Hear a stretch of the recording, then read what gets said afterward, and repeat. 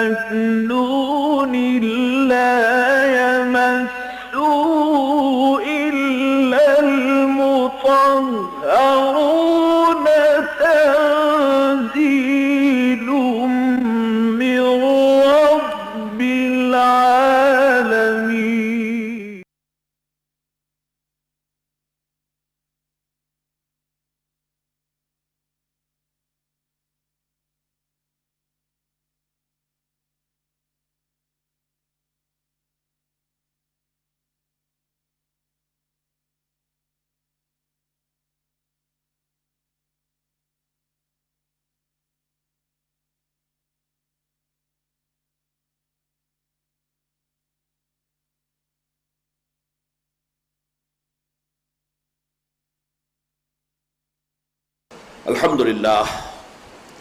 الحمدللہ وکفا والصلاة والسلام علی عباده الذین اصطفیٰ خصوصاً علی افضلہم وخاتم النبیین محمد الامین وعلی آلہ وصحبہ اجمعین. اما بعد فقد قال اللہ تبارک وتعالی کما ورد فی سورۃ البقرہ اعوذ باللہ من الشیطان الرجیم بسم اللہ الرحمن الرحیم یا ایھا الذین آمنوا انفقوا مما رزقناکم من قبل ان یأتی یوم لا بیع فیہ ولا خلۃ ولا شفاعۃ والکافرون هم الظالمون. صدق اللہ العظیم. رب اشرح لی صدری ویسر لی امری واحلل عقدۃ من لسانی یفقہوا قولی. اللہم ربنا الہمنا رشدنا واعذنا من شرور انفسنا. اللہم ارنا الحق حقا وارزقنا اتباعہ وارنا الباطل باطلا وارزقنا اجتنابہ. اللہم وفقنا لما تحب وترضى وتقبل منا فإنك خیر المتقبلین. آمین یا رب العالمین.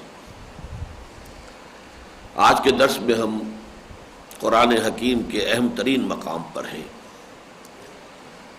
میں آپ سے عرض کر چکا ہوں کہ سورہ بقرہ میں چند بڑی بڑی آیات جو ہیں نہایت اہم، نہایت جامع، نہایت عظیم، جن میں سے 3 آیتیں ہم پڑھ چکے ہیں. سب سے پہلے آیت الآیات آئی تھی. ایک ہی آیت میں اللہ تعالیٰ نے کتنی آیات آفاقیہ کو جمع کیا ہے.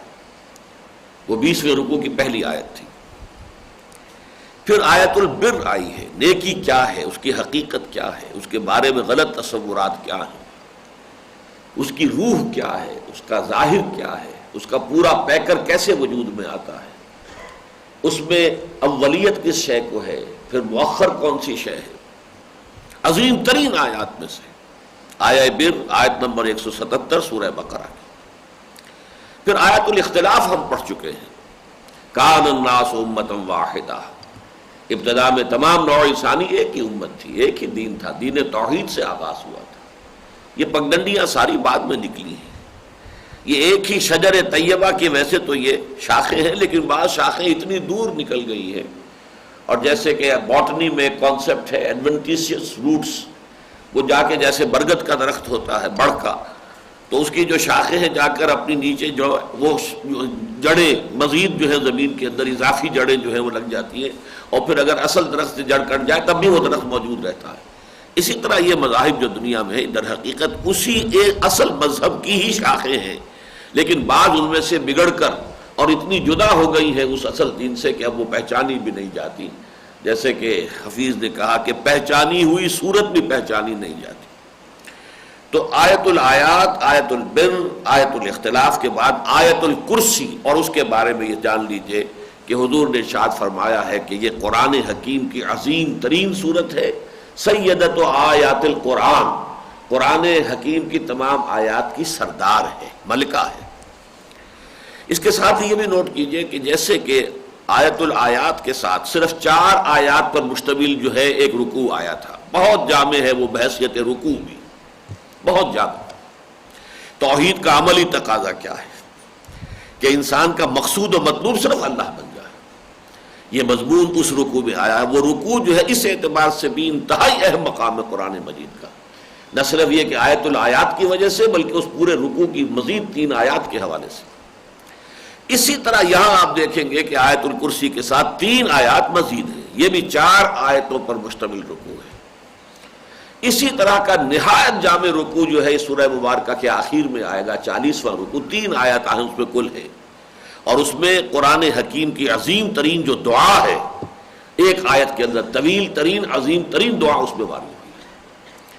تو یہ میں نے آپ کے سامنے جب توحیدی باتیں کہی ہیں، اب آپ چلیے سب سے پہلی آیت جو ہے، ایک تو یہ کہ جو سورہ بقرہ کے مضامین میں ترتیب ہے اس کے حوالے سے نوٹ کر لیجئے کہ وہ جو 4 لڑیاں میں نے آپ کو گنوائی ہیں، 2 شریعت کے احکام کی لڑیاں، ایک عبادات، ایک معاملات، 2 جہاد فی سبیل اللہ کی لڑیاں، ایک انفاق فی سبیل اللہ، ایک قتال فی سبیل اللہ۔ یہ 4 لڑیاں ہیں کہ جن کو آپس میں جیسے رسی بنائی جاتی ہے بٹ دے کر، ایسے بٹ دی گئی۔ ابھی ہم نے پڑھے 2 رکوع جو قتال پر تھے، اس لیے کہ اس میں تاریخ بنی اسرائیل میں جو غزوہ بدر کے مماثل جو غزوہ ہوا تھا، حضرت طالوت نے جو جنگ کی تھی جالوت کے خلاف، جس میں حضرت داؤد نے قتل کیا جالوت کو، اور یہی چیز ذریعہ بن گئی ان کے دنیا میں ترقی کا، پھر اللہ نے ان کو منتخب کیا اور نبوت سے بھی سرفراز فرمایا۔ تو اس حوالے سے یہ 2 رکوع ہم پڑھ چکے ہیں۔ اب ایک آیت میں صرف جو ہے انفاق کا ذکر ہو رہا ہے، لیکن پھر 2 رکوعوں کے بعد آپ دیکھیں گے کہ پھر 2 ہی رکوع آئیں گے پورے انفاق کے موضوع پر۔ لڑیاں وہی چل رہی ہیں، کہیں وہ ذرا سی جھلک دکھاتی ہے لڑی، اور کہیں وہ اس کا ایک طویل جو ہے سپین آ جاتا ہے۔ تو انفاق فی سبیل اللہ کی لڑی کی ایک جھلک ہے کہ جو اس آیہ مبارکہ میں آ رہی ہے۔ ساتھ ہی اس میں ایک بہت اہم موضوع ہے شفاعت کا، وہ 3ری مرتبہ ہمارے سورہ مبارکہ سورہ بقرہ کے درس میں آ رہا ہے، اسے بھی نوٹ کر لیجئے، اس لیے کہ 4تھی مرتبہ پھر آیت الکرسی میں آئے گا جو نیکسٹ آیت ہے، اور ان دونوں کے حوالے سے ہمیں شفاعت کے ضمن میں جو معتدل متوازن رائے ہے وہ قائم کرنے کی مدد ملے گی۔ یا ایھا الذین آمنوا انفقوا مما رزقناکم، اہل ایمان خرچ کر دو، لگا دو، کھپا دو ان سب چیزوں میں جو ہم نے تمہیں دی ہے۔ انفاق فی سبیل اللہ، اور یہ بات میں اس سے پہلے واضح کر چکا ہوں کہ انفاق کا مطلب صرف مال کا خرچ کرنا نہیں ہے، ہر شے جو انسان کو دی گئی ہو، یہاں تک کہ جان کا کھپا دینا، یہ بھی انفاق میں شامل ہے۔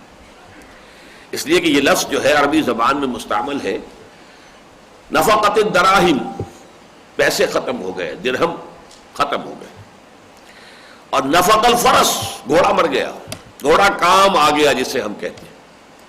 اور اس معنی میں یہ لفظ ایک حدیث میں آیا ہے، بڑی عظیم حدیث ہے، جس میں کہ حضور نے قتال فی سبیل اللہ کا جو درجہ ہے اللہ کے ہاں، اس میں آخر میں الفاظ یہ آئے، حضرت معاذ بن جبل رضی اللہ تعالیٰ عنہ سے وہ طویل حدیث ہے جو ہمارا جو منتخب نصاب شائع شدہ ہے کتابچے کی شکل میں، اس میں وہ پوری حدیث ترجمے کے ساتھ موجود ہے۔ آخر میں فرمایا کہ کسی انسان، کسی بندہ مومن کا جو نیکیوں کا پلڑا ہوگا قیامت کے دن، اس کو سب سے زیادہ وزن دینے والی شے کیا ہوگی؟ وہ سواری جو کام آ گئی اللہ کی راہ میں، جس پر سوار ہو کر اس نے اللہ کی راہ میں جنگ کی تھی، اور اس سواری کو بھی، آپ گھوڑے پر سوار ہیں، گھوڑے کو تیر لگا وہ مر گیا۔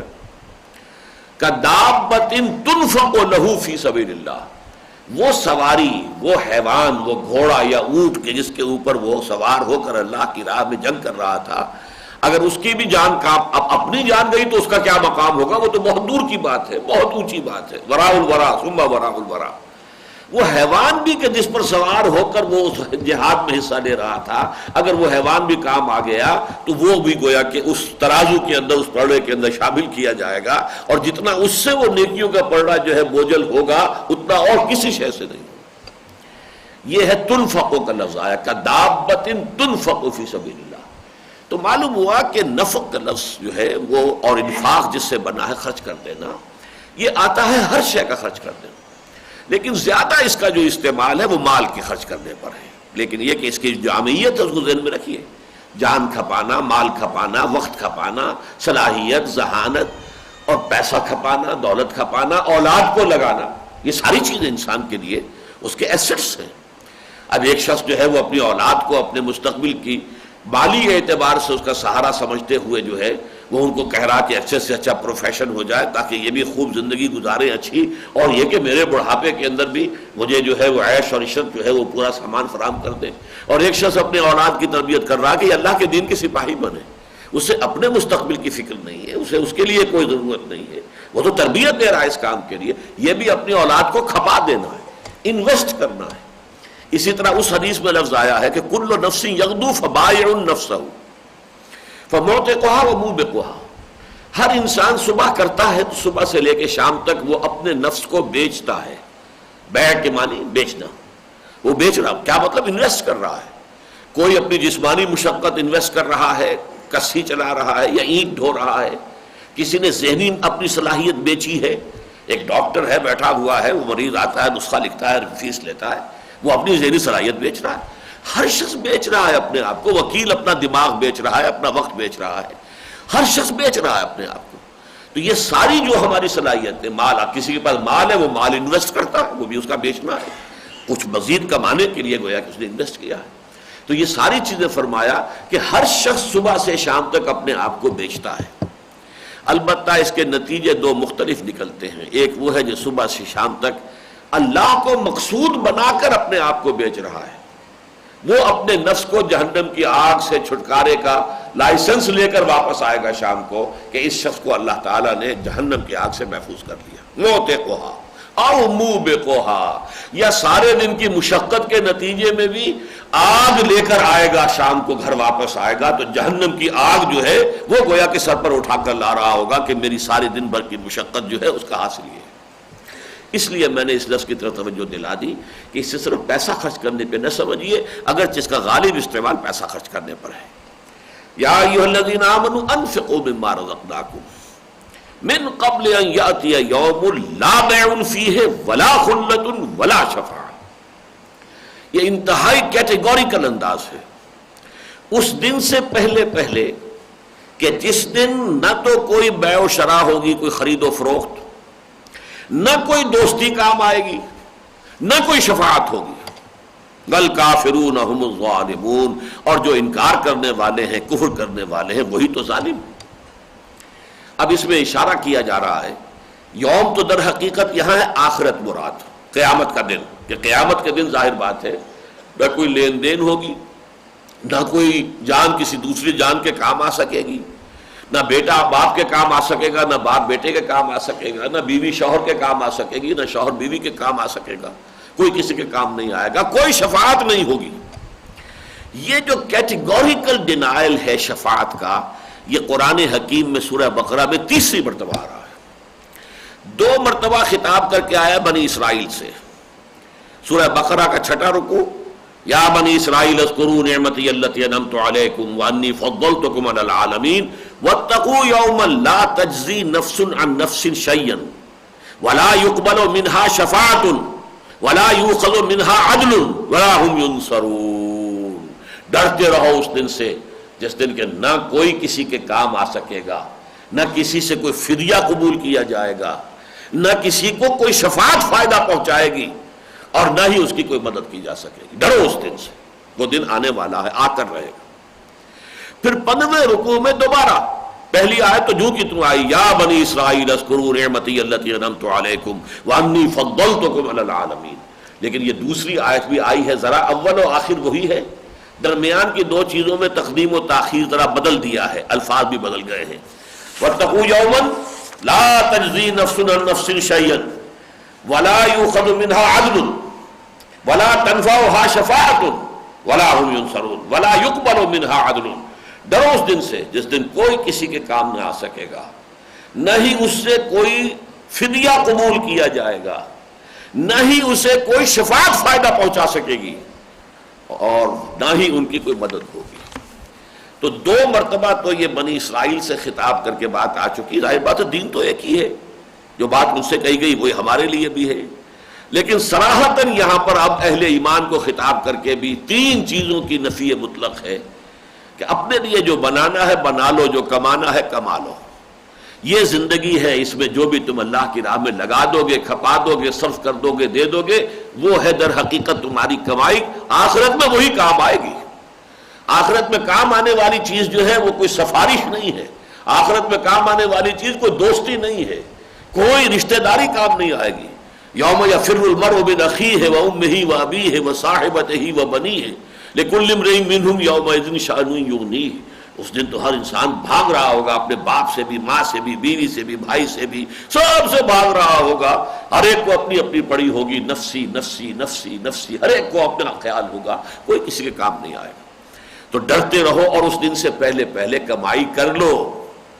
اس لیے فرمایا گیا ہے کہ اگر موت سر پر آن کھڑی ہو، وہ سورہ منافقون میں کہا گیا انفقوا مما رزقناکم من قبل ان یاتی احدکم الموت فَيَقُولَ رَبِّ لَوْلَا أَخَّرْتَنِي إِلَىٰ أَجَلٍ قَرِيبٍ فَأَصَّدَّقَ وَأَكُن مِّنَ الصَّالِحِينَ.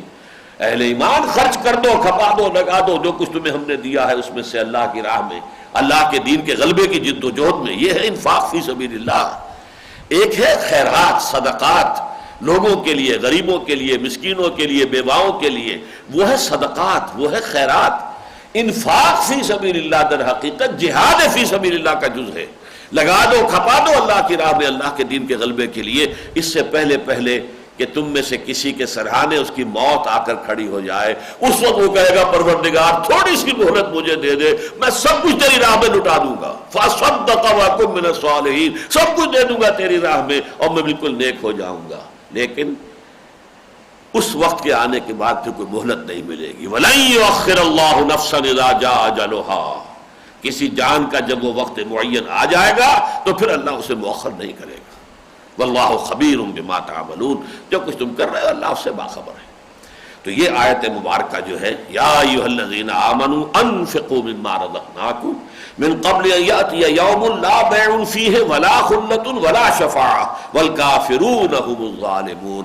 اب یہاں کافر کون ہوئے؟ نوٹ کیجیے، سیاق و سباق سے ہوتا ہے نا، جو اس چیز سے انکار کرے، جو اس کام سے پہلوتی کرے. ایک تو وہ ہے جو اللہ تعالیٰ کو مانتا ہی نہیں، اس کا ذکر نہیں ہے یہاں. وہ کافر جو محمد کو مانتا ہی نہیں صلی اللہ علیہ وسلم، اس کا ذکر نہیں ہے یہاں. تو در حقیقت کافر کس کو قرار دیا جا رہا ہے؟ جو اپنا مال سینت کر رکھ رہا ہے، اپنی صلاحیتیں ساری اپنی دنیا بنانے میں خرچ کر رہا ہے، جائیداد بنانے میں، کاروبار بڑھانے میں، اپنی جو ہے دنیاوی حیثیت کو بڑھانے میں، دنیاوی اقتدار کے لیے، دنیاوی شہرت کے لیے، مال و دولت جمع کرنے میں. وہ کافر ہے. وہ جیسا کہ میں نے بارہا آپ سے کہا ہے کہ ایک درویش ہوتے تھے سائی عبد الرزاق صاحب، وہ کہا کرتے تھے جو دم غافل سو دم کافر. جو بھی انسان کا سانس نکلتا ہے غفلت میں کہ اسے یاد نہیں کہ میرا ایک رب ہے اور میں اس کا بندہ ہوں، اس غفلت میں جو سانس نکلا ہے وہ حالت کفر میں نکلا ہے. یہ نقشبندی سلسلے کے ایک بزرگ تھے، ویسے امید تھے، ان پڑھ تھے بالکل، لیکن تھے بہت صاحب دل. جو دم غافل سو دم کافر. جو بھی انسان کی غفلت کے اندر زندگی گزر رہی ہے وہ کفر میں ہے. اور جس کو علامہ اقبال نے کہا ہے بتوں سے تجھ کو امید خدا سے نو امیدی، مجھے بتا تو صحیح اور کافری کیا ہے. چنانچہ یہی انداز اگلی صورت میں آئے گا، جو حج نہ کریں استطاعت کے باوجود. وَلِلَّهِ عَلَى النَّاسِ حِجُّ الْبَيْتِ مَنِ اسْتَطَاعَ إِلَيْهِ سَبِيلًا وَمَنْ كَفَرَ فَإِنَّ اللَّهَ غَنِيٌّ عَنِ الْعَالَمِينَ. اللہ کا حق ہے انسانوں کے اوپر، جو بھی استطاعت رکھتے ہو، سفر کی اخراجات ان کے پاس موجود ہوں اور ان کی صحت بھی ہو کہ وہ سفر کر سکتے ہوں، ان کے اوپر فرض ہے کہ وہ اللہ کے گھر کا حج کرے. اور جو کفر کرے گا، کفر سے مراد اب یہ کیا اس آیت میں کہ جو استطاعت کے باوجود حج نہیں کرتا. وَلِلَّهِ عَلَى النَّاسِ حِجُّ الْبَيْتِ مَنِ اسْتَطَاعَ إِلَيْهِ سَبِيلًا. اس حوالے سے یہ تھوڑی سی یاد دہانی ہو جائے ان لوگوں کے لیے کہ جو استطاعت رکھتے ہو اور حج نہ کیا ہو، پہلی فرصت میں اس فرض کو ادا کرنے کی کوشش کریں.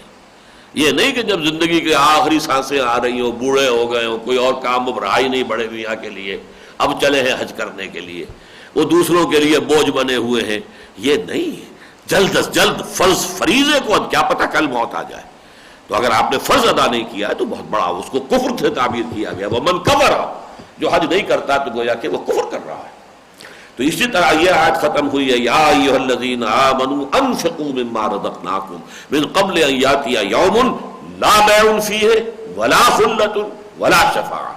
ابھی آپ نے نوٹ کر لیا کہ 3 دفعہ تو شفاعت کی کیٹیگوریکل نفی آ گئی.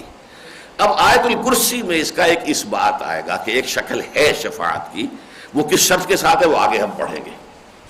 اب یہ آیت مبارکہ شروع ہو رہی ہے. تمہیداً میں آپ کو بتا چکا ہوں اسے حضور نے قرآن حکیم کی عظیم ترین آیت قرار دیا ہے۔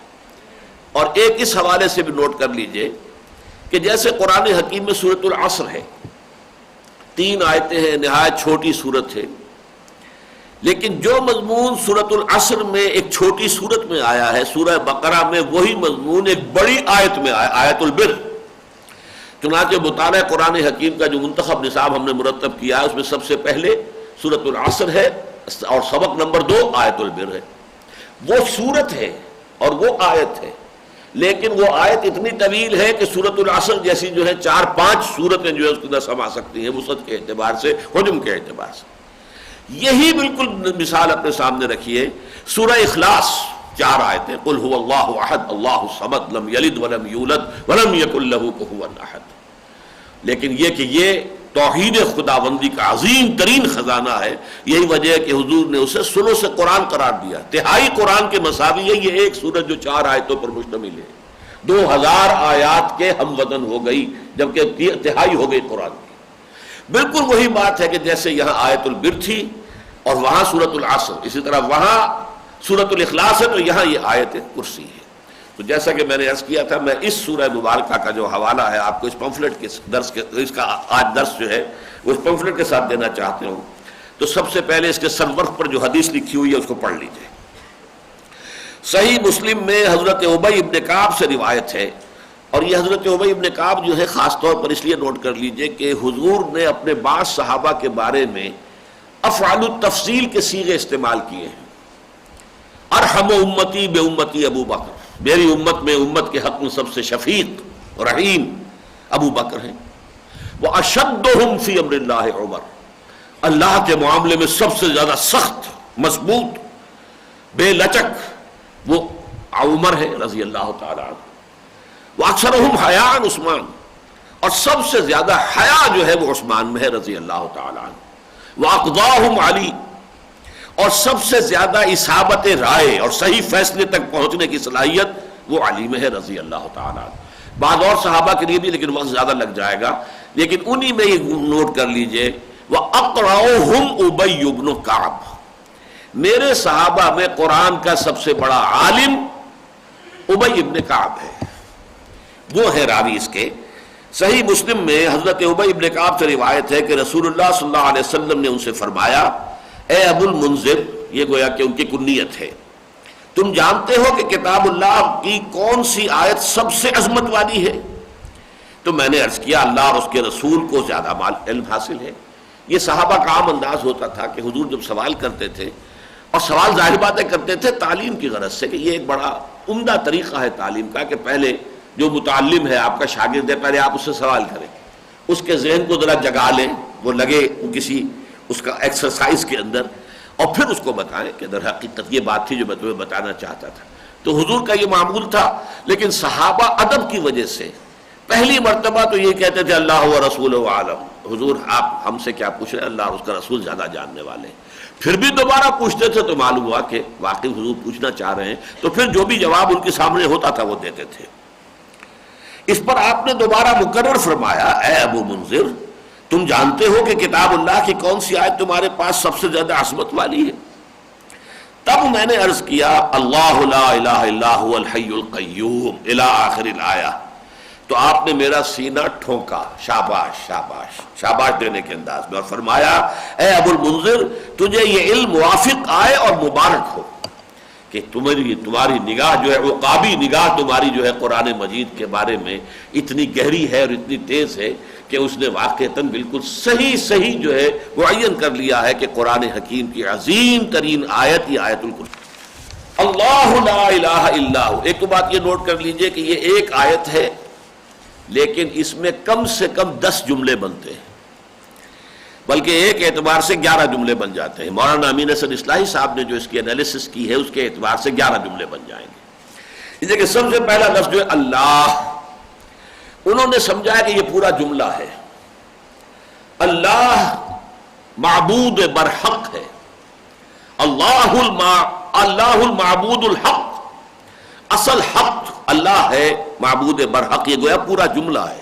اللہ مبتدا ہے اور معبود برحق اس کی خبر جو ہے محذوف ہے، یہ ان کی رائے ہے۔ لیکن اکثر لوگوں نے ترجمہ کیا ہے اللہ وہ ہستی ہے کہ جس کے سوا کوئی معبود نہیں، اللہ لا الہ الا ہو، اللہ وہ ہستی ہے کہ جس کے سوا کوئی معبود نہیں۔ اب اس میں اللہ کا لفظ بھی آیا ہے، الہ کا لفظ بھی آیا ہے، تو تھوڑا سا میں عرض کر دوں، اگرچہ اس پر میں نے بہت سے مواقع پر تفصیل عرض کیا ہے۔ لفظ اللہ کے بارے میں دو رائے ہیں، ایک رائے اکثر صوفیہ اور صوفی منش جو مفسرین ہیں ان کی ہے، اور دوسری جو ہے جن کی زیادہ نگاہ گرامر پر، نحو پر، قواعد پر ہے ان کی ہے۔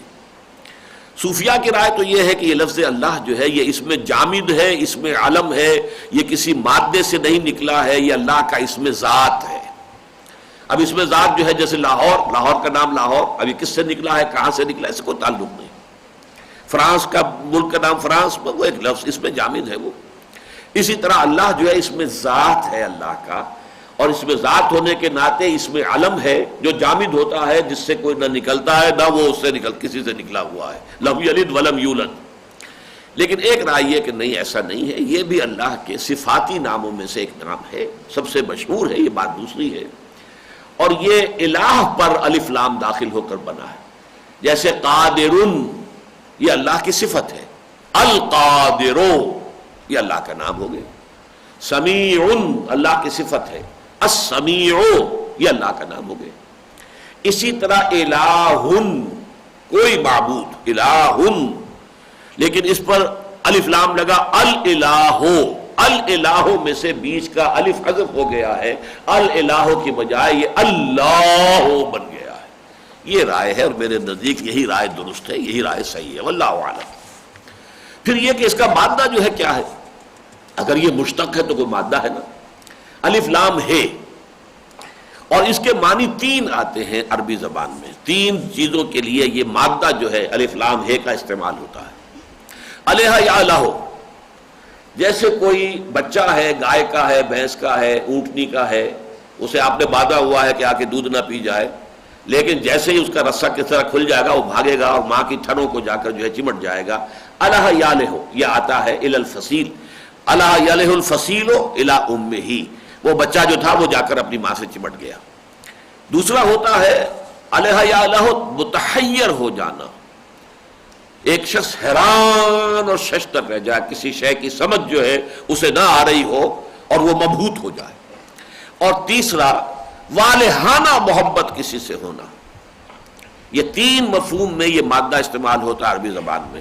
مولانا مودودی نے اپنی جو کتاب ہے قرآن مجید کی 4 بنیادی اصطلاحات، اس میں اس پر بہت عمدہ بحث کی ہے اور بہت مفصل بحث کی ہے۔ لیکن یہ بات میں عرض کر رہا ہوں، یہ بات انہوں نے نہیں لکھی کہ ان تین مادوں، اس مادے کے ان تین استعمالات کے حوالے سے معبود کے 3 تصورات ہیں۔ یہ ہمارے دوسرے صوفیاء نے اور دوسرے ہمارے مفسرین نے بحث کی ہے۔ ایک عوام کا تصور الہ اور اللہ ہے، وہ تو یہ ہے کہ اپنی ضرورت میں، اپنی مشکلات میں، اپنی مصیبتوں میں کسی کی طرف رجوع کرنا، جیسے وہ پیاسا اور جو بھوکا بچہ جو ہے وہ ماں کی طرف لپکتا ہے اپنی ضرورت کے لیے، دودھ اس کی ضرورت ہے، اس کی غذا ہے، اس کے لیے لپکتا ہے۔ ایسے جس ہستی کو بھی آپ پکاریں، تکلیف میں ہے تو اسے پکار رہے ہیں کہ میری تکلیف دور کر دے، کوئی ضرورت مند ہے تو میری ضرورت پوری کر دے، کوئی خوف ہے تو خوف میرا جو ہے وہ زائل ہو جائے، کوئی کام ہے آپ کا اٹکا ہوا ہے تو آپ کسی کو پکارتے ہیں کہ وہ کام ہو جائے۔ تو جب آپ اپنی کسی ضرورت اور احتیاج میں کسی کی طرف متوجہ ہوتے ہیں، اس کو پکارتے تو وہ الہ ہے۔ یہ گویا کہ عوام کا تصور الہ یہی ہے، وہ رازق ہے، وہ مالک ہے، وہ مشکل کشا ہے، وہ دستگیر ہے، یہ سارا تصور جو ہے یہ ہے در حقیقت عوام کا تصور۔ معبود کون ہے؟ جو ان چیزوں کو پورا کرنے والا ہے۔ ایک ہے فلسفیوں کا تصور، وہ ہے حیرت، عقل کو کچھ نہ ملا علم میں حیرت کے سوا، جس کو ہم کہتے ہیں ایگنوسٹسزم۔ ایک فلسفہ جو ہے اس کی آخری چوٹی ہے، کچھ پتہ نہیں، کچھ نہیں جانتا، یہ کیا ہے، یہ سلسلہ کون و مکان، اور خاص طور پر وہ ذات جس نے یہ پورا سلسلہ کون و مکان پیدا کیا ہے۔ عقل متحیر ہو کر رہ جاتی ہے کہ اس کے بارے میں کوئی تصور ممکن نہیں، اس کو ہم سمجھ نہیں سکتے، وہ ہمارے تصور سے ماورا ہے، ہمارے تخیل سے ماورا ہے۔ یہ فلسفیوں کا تصور خدا ہے۔ جس پہ این برداند کے ہست، دور بینان بارگاہ الست، جس پہ این برداند کے ہست، یہ جو دور بینان ہیں، دور تک دیکھنے والے جو ہیں، وہ اہل الست بربکم جو عہد کر کے آئے تھے، اس کو جو دور تک دیکھ سکتے ہیں وہ اس کے سوا اور کچھ نہیں کہہ سکتے. کوئی ہے ضرور، بس کیا ہے کیسا ہے یہ ہماری سمجھ سے بالا ہے. ضرور ہست جز پہ این بردانت کے ہست ہے ضرور. جیسے کوئی اندھا ہو بیچارہ، وہ کئی دیوار کو جا کے ٹچ کر کے کہہ رہا کہ ہے تو صحیح دیوار تو ہے، اب اسے یہ پتہ نہیں کتنی اونچی ہے، کتنی چوڑی ہے، کتنی لمبی ہے، نہیں بس ہے. اسی طریقے سے انسان جو ہے اپنے باطن میں یہ تو محسوس کرتا ہے کہ ہاں اللہ کی وجود کا، اللہ کی ہستی کا اقرار تو اندر میرے ہے کوئی، لیکن اس کے سوا وہ کیا ہے کیسا ہے کچھ پتہ. یہ فلسفیوں کا تصور معبود ہے. دور بینان بارگاہ الست جس پہ این بردانت کے ہست ہے ضرور، ہے کوئی نہ کوئی معشوق ہے اس پردہ زنگاری میں. چرخ کو کب یہ سلیقہ ہے ستمگاری میں، کوئی اور چھپا ہوا ہے جو یہ سب کچھ کر رہا ہے. اور تیسرا تصور ہے صوفیاء کا، جو کہ محبوب ہے. لا محبوب الا اللہ، لا مطلوب الا اللہ، لا مقصود الا اللہ. یہ معبود ہے. والہانہ عشق اللہ کے ساتھ ہو جانا. معبود وہی ہے جو آپ کا مطلوب ہے اور مقصود ہے. اور یہی مضمون ہے 20ویں رکوع کا جو میں نے عرض کیا، 4 آیتیں جو ہے اس میں اصل مضمون یہی آیا ہے. وَمِنَ النَّاسِ مَن يَتَّخِذُ مِن دُونِ اللَّهِ أَندَادًا يُحِبُّونَهُمْ كَحُبِّ اللَّهِ وَالَّذِينَ آمَنُوا أَشَدُّ حُبًّا لِلَّهِ. اصل ایمان تو یہ ہے کہ شدید ترین محبت ہو جائے اللہ کی ذات کے ساتھ. تو یہ میں نے اللہ اور الہ کے حوالے سے چند باتیں دہرا دی ہیں. تو یہ ہے پہلا جملہ، یا تو یوں کہیے کہ 2 جملے ہو گئے.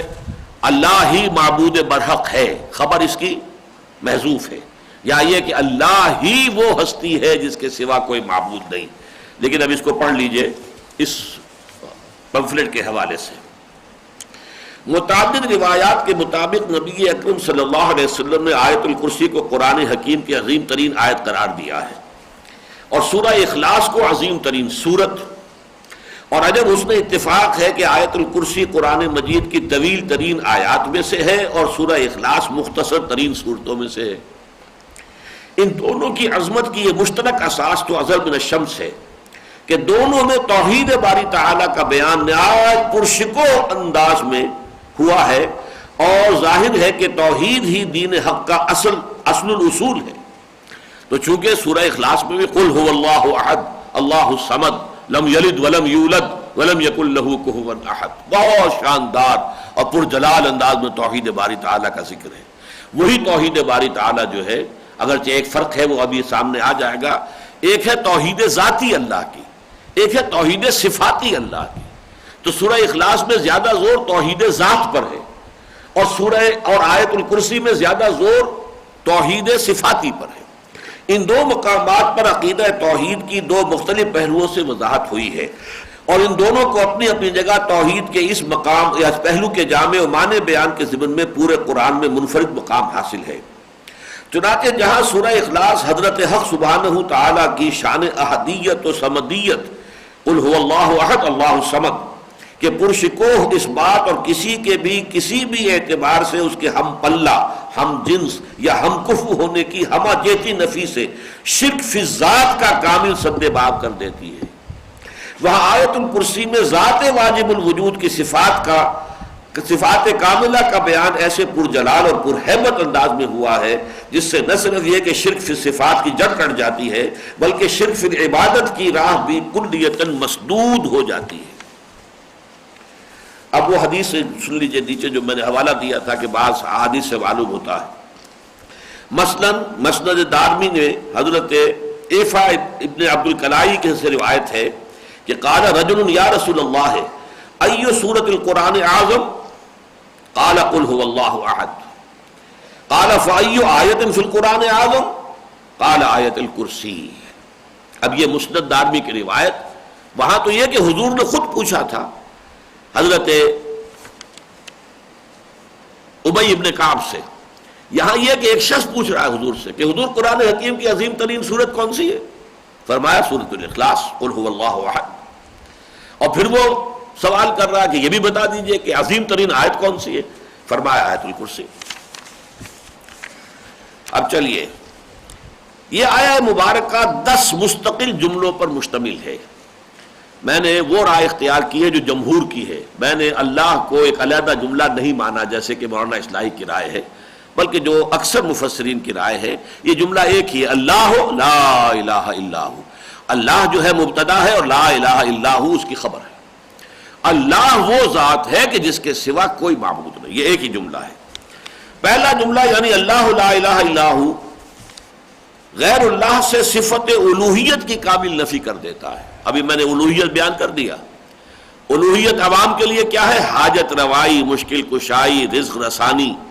کوئی نہیں ہے سوائے اللہ کے جو حاجت پوری کرنے والا ہو، دستگیری کرنے والا ہو، مشکل کشا ہو، رزق رساں ہو. کوئی نہیں. عوامی سطح پر تو یہ گویا کہ الوہیت کے تصور میں توحید فی الوہیت ہوئی. اور جو فلسفیوں کا ہے کہ اللہ کی وہ ذات ہے کہ جس کے بس ہونے کا تو یقین ہے، باقی ہمیں اس کی کیفیت معلوم نہیں. اور جو صوفیاء کا ہے محبوب حقیقی، مطلوب حقیقی اللہ کے سوا کوئی نہیں. باقی سب چیزیں ذرائع ہیں، مطلوب اور مقصود نہیں. اولاد ہے، اللہ انسان کو پسند ہے. مال بھی ہو تو کوئی حرج نہیں ہے، حلال ذریعے سے کمایا ہو، اس سے انسان اچھا کھائے اچھا پیے، یہ بھی کوئی بری بات نہیں. قل من حرم زینت اللہ التی اخرج لعبادہ والطیبات من الرزق. کس نے حرام ٹھہرایا؟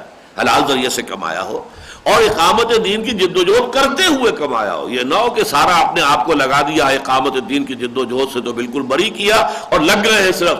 اگر صرف اس صورت میں آپ نے حلال سے بھی کمایا ہے تو وہ حکم میں ہوگا حرام کے، اس لیے کہ آپ ایک فرض کے تارک ہیں. اقامت دین کی جد و جہد فرض ہے، اس کے تارک ہیں. تو ظاہر بات ہے کہ اس حالت میں جو کچھ آپ کما رہے ہیں وہ حلال نہیں ہوگا. تو اس طریقے سے جو کچھ اچھا آپ نے اقامت دین کی جد و جہد میں بھی اپنا حق جو ہے اپنی ذمہ داری ادا کر رہے ہیں اور پھر حلال ذرائع سے معاش بھی کر رہے ہیں، تو جو ملا ہے اب اس میں سے کھائیے، استعمال کیجیے، تو اس میں کوئی حرج نہیں. لیکن محبوب نہ ہو یہ شے، محبوب اللہ ہو. مقصود نہ ہو یہ شے، مقصود صرف اللہ ہو. مطلوب نہ ہو یہ شے، مطلوب صرف اللہ ہو.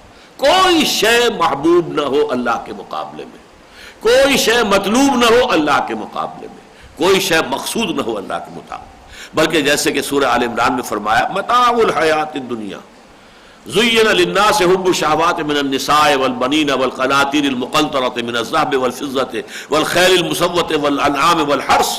یہ ساری چیزیں انسان کو بہت محبوب ہیں، لیکن جان لو ذالک متاع الحیات الدنیا، یہ دنیا کی زندگی کا سر و سامان ہے، ساز و سامان ہے، اس کو گزارنے کا. ان میں سے کسی شے سے دل نہ لگانا، ان میں سے کسی شے کو اپنا محبوب نہ بنا لینا. پہلا جملہ یعنی اللہ لا الہ الا ہو غیر اللہ سے صفت الوہیت کی کامل نفی کر دیتا ہے، اور اس حقیقت کی وضاحت سے کہ اللہ ہی تنہا معبود برحق، مطلوب اصلی اور محبوب حقیقی ہے.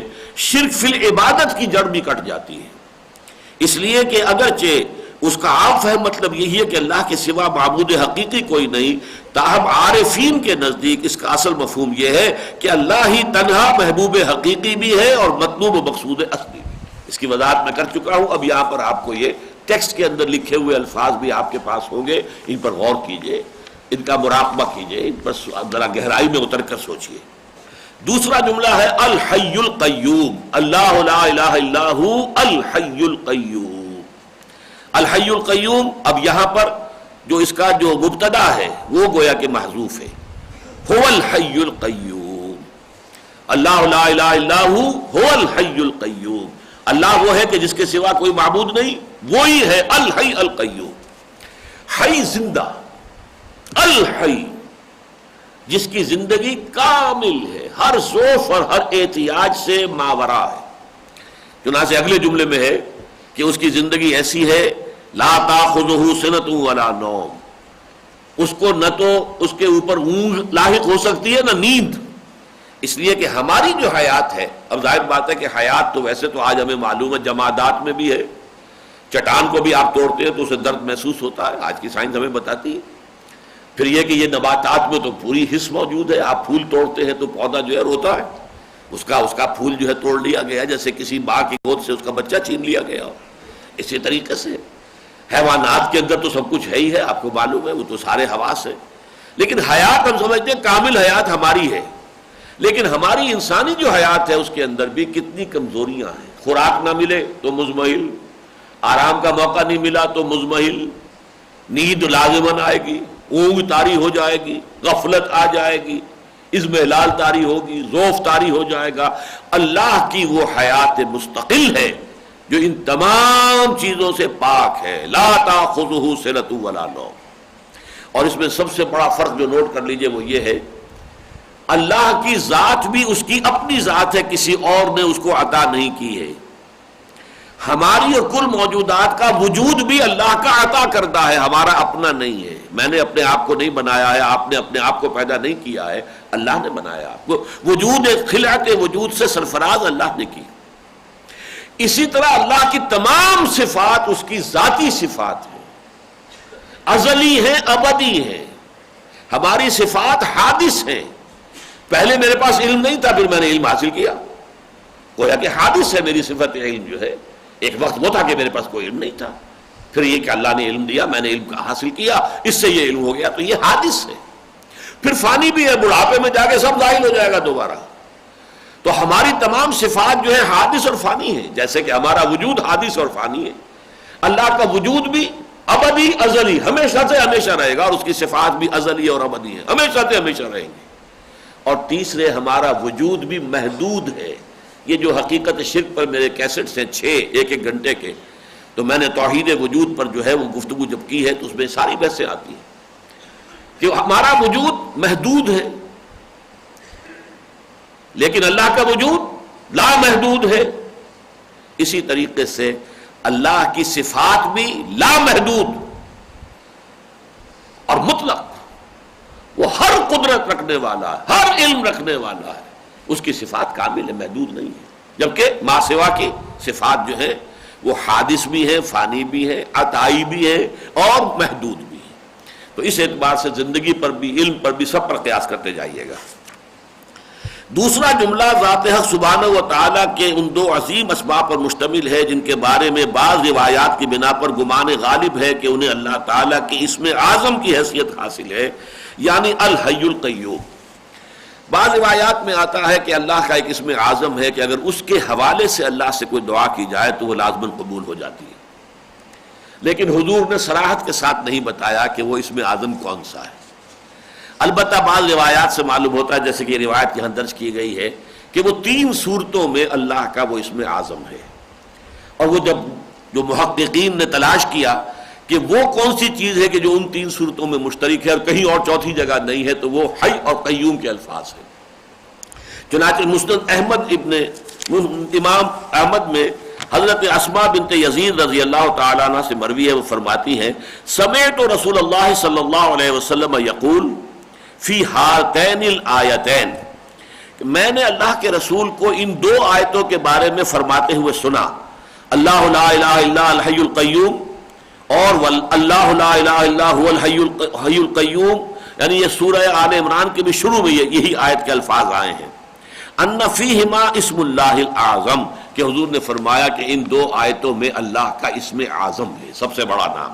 اس کی ہم مضمون روایات ترمذی، ابن ماجہ، ابو داؤد میں بھی موجود ہیں بحوالہ تفسیر ابن کثیر، اور ایک دوسری حدیث میں حضرت ابو امامہ مرفوعاً نقل فرماتے ہیں کہ اللہ تعالیٰ کا وہ اسم اعظم جس کے واسطے سے دعا مانگی جائے تو ضرور قبول ہوتی ہے، 3 صورتوں میں ہے، سورہ بقرہ میں، سورہ آل عمران میں اور سورہ طٰہٰ میں۔ علماء کے نزدیک سورہ بقرہ اور آل عمران کی آیات تو وہی ہیں جو اس پہلی حدیث میں بیان ہو چکی، اور سورہ طٰہٰ کی آیت بھی ہے وَعَنَتِ الْوُجُوهُ لِلْحَيِّ الْقَيُّومِ، اور ان تینوں آیات میں جو اسماء حسنہ مشترک ہے وہ الحی اور القیوم۔ یہی وجہ ہے کہ آپ نے بعض شاید دیکھا ہو بزرگوں کو، نیک لوگوں کو، یہ اس دعا کی تکرار بہت کرتے ہیں، یا حی یا قیوم برحمتک نستغیث، یا حی یا قیوم برحمتک نستغیث، یا حی یا قیوم برحمتک نستغیث، اے حی و قیوم ہم تیری رحمت کی دہائی دے رہے ہیں، ہم تیری رحمت طلب کر رہے ہیں، ہم دہائی دے رہے ہیں، فریاد کر رہے ہیں پروردگار ہم پر رحم فرما۔ تو یہاں پر وہ اسماء 2 جن کے بارے میں اسم اعظم ہونے کا ان احادیث کے اعتبار سے گمان غالب بنتا ہے کہ الحی القیوم جو ہے وہ اللہ تعالیٰ کا اسم اعظم ہے۔ غور کرنے سے معلوم ہوتا ہے کہ ان دونوں اسماء حسنہ میں وہی باہمی تعلق ہے جو الاحد اور الصمد میں ہے۔ سورہ اخلاص میں قل هو اللہ احد اللہ الصمد، احد اور صمد. احد جو تنہا ہے، اکیلا ہے، ایک نہیں، واحد نہیں ہے، وہاں احد ہے. واحد اور احد میں زمین و آسمان کا فرق ہے. واحد کے بعد تو اثنین، ثلاثہ، وہ تو تعداد شروع ہوتی ہے واحد سے. واحد نہیں، احد، اکیلا. اکیلے کے ساتھ کوئی نہیں ہوتا، پھر وہ تنہا ہے، یونیک پرسن ہے، اس جیسا کوئی ہے ہی نہیں. اس اعتبار سے احد. لیکن صمد کسے کہتے ہیں؟ صمد کہتے ہیں بڑی مضبوط چٹان کو جس کا کہ سہارا لے لیا جائے. جنگوں میں عام طور پر یہ ہوتا ہے کہ جس فوج کے پیچھے پشت پر جو ہے چٹان ہے، اس کا گویا کہ عقب محفوظ ہے، اسے اندیشہ نہیں ہے کہ پیچھے سے بھی کوئی حملہ آور ہو جائے گا، تو وہ بڑی اطمینان کے ساتھ سامنے دشمن کا جو ہے مقابلہ کر سکتی ہے. یہی بات آتی ہے حضرت عمر رضی اللہ تعالیٰ عنہ مسجد نبوی میں خطبہ دے رہے تھے جمعے کا، کہ آپ کے سامنے اللہ تعالیٰ نے شام میں جو جنگ ہو رہی تھی اس کا نقشہ سامنے رکھ دیا. یہ کشف ہوا آپ کو عین جمعے کا خطبہ دیتے ہوئے. حضرت ساریہ رضی اللہ تعالی عنہ جو ہے اس کے کمانڈر تھے، اور ان سے غلطی ہو رہی تھی، تو حضرت عمر نے فوراً یا ساریہ تو الی الجبل.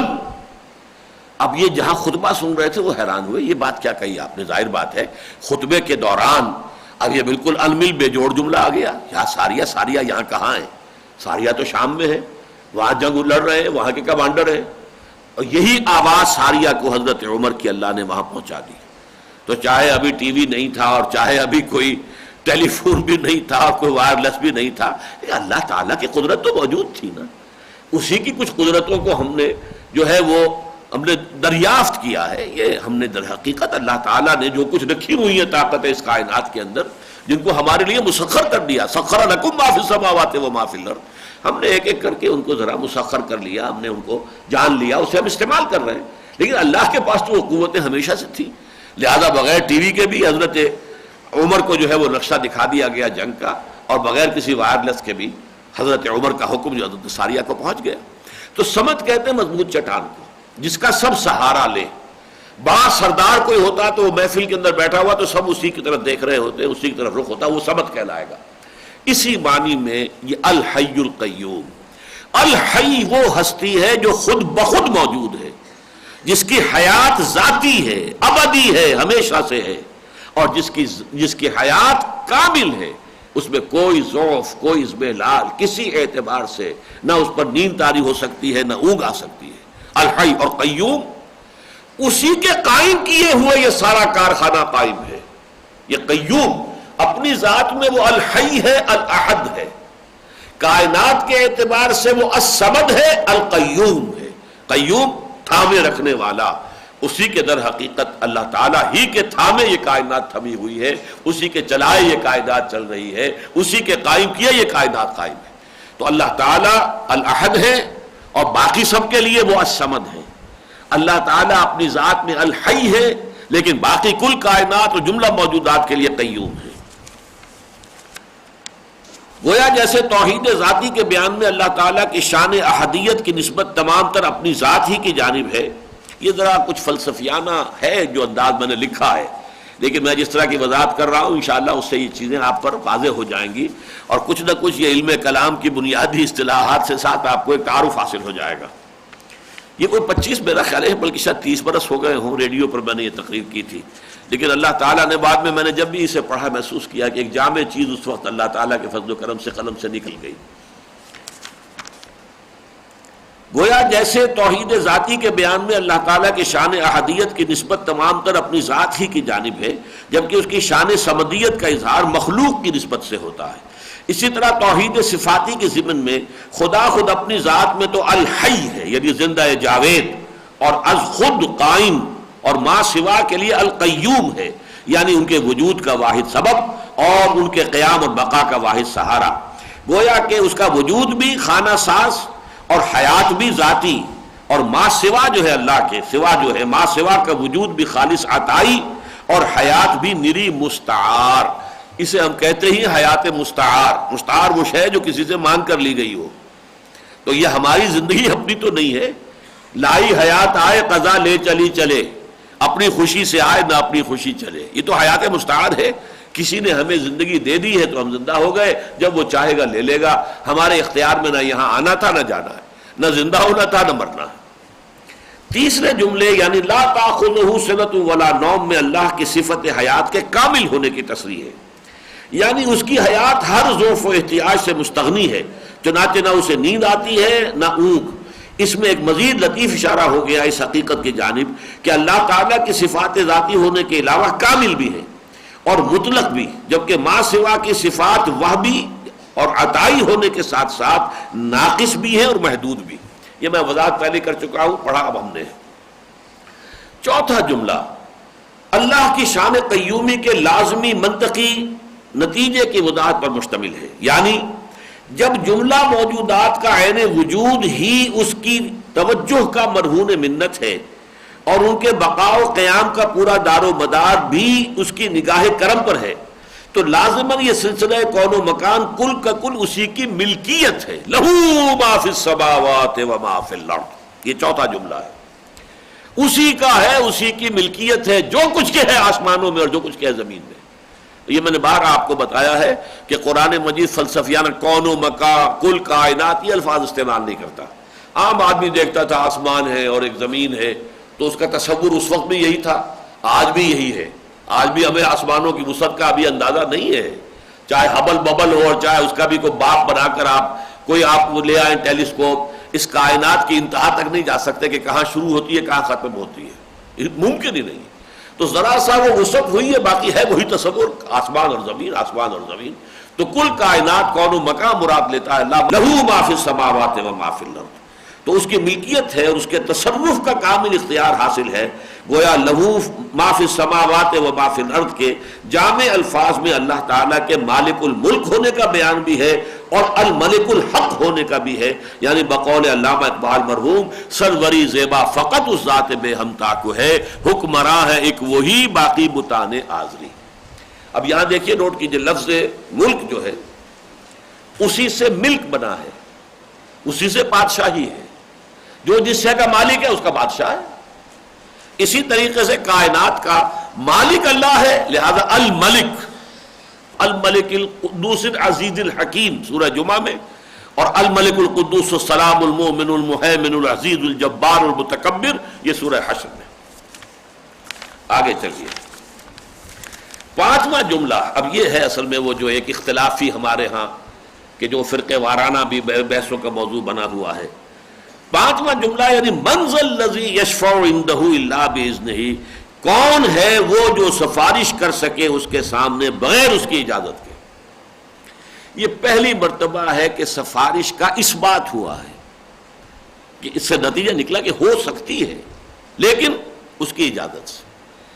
ہم نے 3 مقامات پہلے آج بھی میں نے شروع میں گنوا دیے جہاں پہ کہ کیٹیگوریکل نفی ہے، نگیشن کیٹیگوریکل، کوئی شفاعت نہیں، لا تنفعها شفاعت لا يقبل منها شفاعت ولا شفاعہ، یہ ہم پڑھ چکے ابھی ایک ہی آیت پہلے سورہ اس آیت الکرسی سے۔ لیکن یہاں فرمایا اس کے اذن سے، گویا کہ اس سے مفہوم نکلا کہ اذن خداوندی سے شفاعت ہو سکتی ہے۔ اب اس کو یوں سمجھیے کہ ایک تصور ہے تصور شفاعت باطلہ جو شرک بن جاتا ہے۔ کسی بھی ہستی کے بارے میں یہ تصور کہ وہ اپنے کسی ذاتی مقام اور منصبے اور مرتبے کی وجہ سے شفاعت کرنے پر قادر ہے اور اللہ اس کی شفاعت کو قبول کرنے پر مجبور ہے، یہ تصور جس کے بارے میں بھی ہو کسے باشد، یہ کفر ہے، یہ شرک ہے۔ البتہ دو اجازتوں کے ساتھ شفاعت کا جو قرآن میں ذکر ہے۔ ایک تو شفاعت وہ ہے اگر میں کسی کے لیے اللہ اس کو معاف فرما دے، اللہ میرے والد کو میری والدہ کو معاف فرما دے، یہ بھی شفاعت ہے۔ شفاعت کسے کہتے ہیں؟ دو، ایک کے ساتھ دو، شفاعت۔ یہ شفاعت کیا ہے؟ ایک شخص اپنے لیے استغفار کر رہا ہے، پروردگار مجھے معاف فرما دے، آپ بھی اس کے لیے استغفار کر رہے ہیں، اے اللہ اسے معاف فرما دے۔ جیسے کہ آتا ہے کہ اگر یہ منافقین جو ہیں اگر ان سے غلطی ہو گئی تھی، اگر یہ خود بھی اللہ سے استغفار کرتے اور نبی کے پاس بھی آتے اور وہ بھی ان کے لیے استغفار کرتے، اللہ انہیں معاف فرما دیتا۔ تو نبی کا استغفار چاہے وہ دنیا میں ہو رہا تھا، کسی کے لیے تھا، تو وہ شفاعت تھی، وہ بھی سفارش ہی ہے نا، کہ ایک طرف تو وہ مانگ رہا ہے کہ اللہ مجھے معاف فرما دے، دوسری طرف نبی جو ہے اس کے لیے سفارش کر رہے ہیں کہ اللہ اسے معاف فرما دے۔ تو گویا کہ ایک شفاعت تو یہ ہے جو ہم کہتے ہیں اللہ سے، لیکن ایک شفاعت آخرت کی ہے۔ آخرت میں کسی ہستی کا یہ مقام نہیں ہے کہ وہ اپنی حیثیت، مقام، مرتبے، قوت اس کے حوالے سے اس کی شفاعت جو ہے اس کی ذاتی ہو، اور یہ کہ اس کی شفاعت لازم ہو جائے قبول کرنی اللہ پر. اگر یہ کسی بھی ہستی کے بارے میں تصور ہے تو یہ کفر ہے، یہ شرک ہے. اصل میں جو عرب میں جو مشرک تھے وہ اسی معنی میں مشرک اور کافر تھے. وہ یہ نہیں کہتے کہ ہمارے یہ معبود جو ہے لات اور عزا اور منات اور حبل انہوں نے کائنات کو پیدا کیا ہے، کبھی بھی نہیں. قرآن مجید میں پتہ نہیں 20 مرتبہ 30 مرتبہ یہ آیت آئی ہوگی کہ وَلَئِن سَأَلْتَهُم مَّن خَلَقَ السَّمَاوَاتِ وَالْأَرْضَ لَيَقُولُنَّ اللَّهُ. اے نبی جب آپ ان سے پوچھیں گے آسمان اور زمین کس نے بنائے، فوراً کہیں گے اللہ نے بنائے.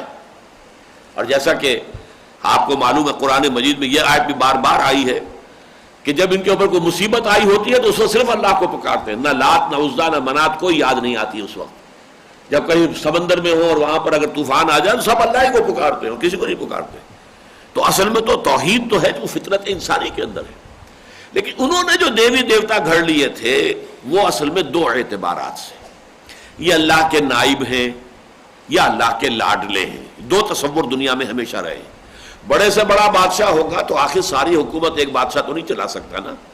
وہ کوئی گورنر بنائے گا، کوئی کسی اور عامل بنائے گا، کسی اور اس کے نائبین سلطنت ہوں گے، اس کے درباری ہوں گے، ان کا مقام ہوگا، تو ان کی بھی تو آخر کچھ نہ کچھ چلتی ہے.